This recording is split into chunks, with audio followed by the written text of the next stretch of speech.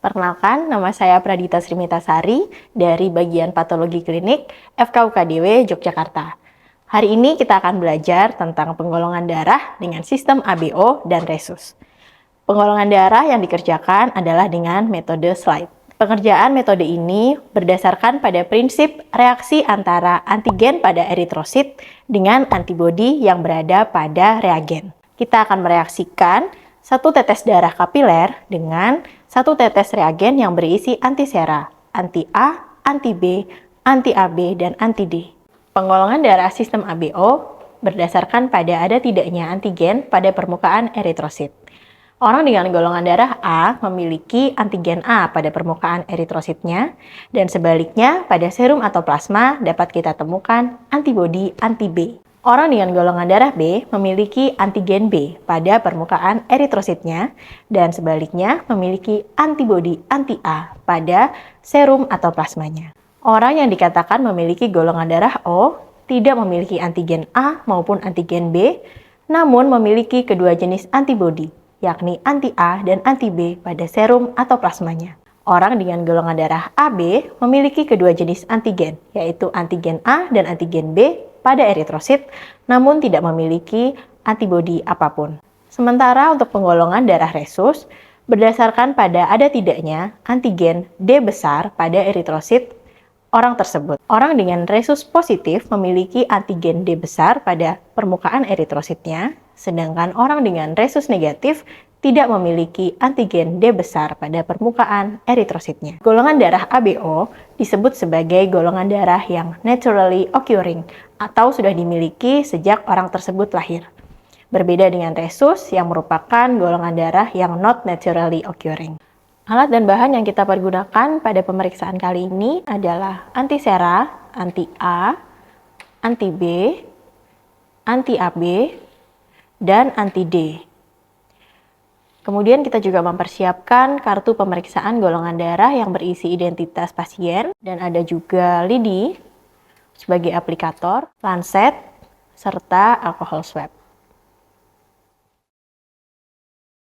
Setelah menuliskan identitas pasien yang akan diperiksa, kita teteskan masing-masing satu tetes antisera, anti-A, anti-B, anti-AB, dan anti-D pada lingkaran yang telah disediakan pada kartu pemeriksaan golongan darah. Kemudian teteskan satu tetes darah kapiler pada masing-masing lingkaran untuk mereaksikan antara darah dan antisera yang telah dipersiapkan sebelumnya. Campurkan dengan menggunakan lidi dan pastikan telah membentuk lingkaran dengan kurang lebih berdiameter 2 cm. Setelah kita campurkan dan membentuk lingkaran, kita goyangkan selama 2 menit, kemudian kita amati ada tidaknya aglutinasi yang terbentuk. Pada pasien dengan golongan darah A, akan terjadi aglutinasi ketika direaksikan dengan anti-A dan anti-AB. Hal ini menandakan seseorang memiliki golongan darah A. Sedangkan pasien dengan golongan darah B akan muncul aglutinasi jika direaksikan dengan anti-B dan anti-AB.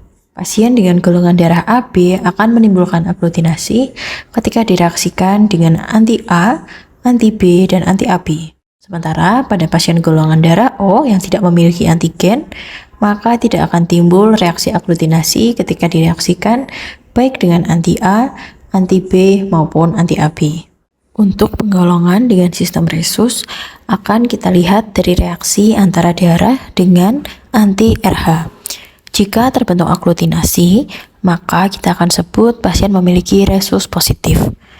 Namun, jika tidak terbentuk aglutinasi, maka pasien memiliki resus negatif. Kebanyakan pada populasi di area Asia akan memiliki golongan darah resus positif. Pada kartu pemeriksaan golongan darah ini, dapat kita lihat bahwa terbentuk aglutinasi ketika darah direaksikan dengan anti-A dan anti-AB, yang berarti bahwa komponen darah memiliki antigen A pada eritrositnya.